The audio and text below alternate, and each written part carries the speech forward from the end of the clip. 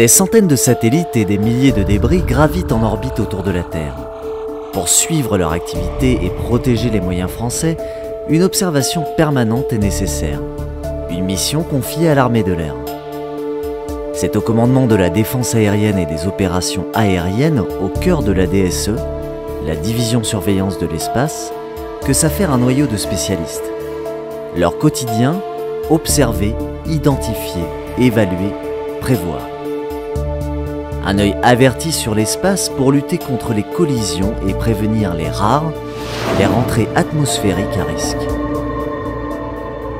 Alors notre outil principal, c'est le système GRAV, donc c'est le grand réseau adapté à la veille spatiale qui nous permet de recueillir des données sur les satellites en orbite. Ce capteur permet de voir tout objet qui évolue entre 400 et 1000 km d'altitude. Ça nous permet d'avoir vraiment une vision de l'environnement spatial.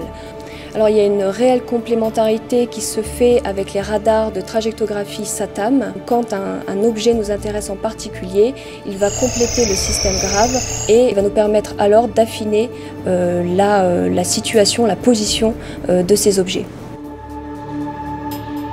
Une précision qui est primordiale lorsqu'on sait que près de 6000 tonnes d'objets gravitent autour de la Terre.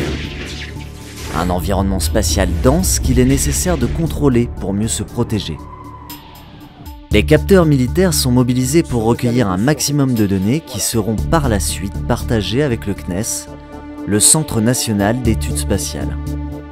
Nos données vont permettre d'affiner leurs mesures et donc dans le cas d'une rentrée atmosphérique à risque, on va pouvoir estimer la zone de retombée si un débris venait à atteindre la Terre, ce qui est extrêmement rare. Notre but c'est de protéger la population, on a vraiment cette mission de protection.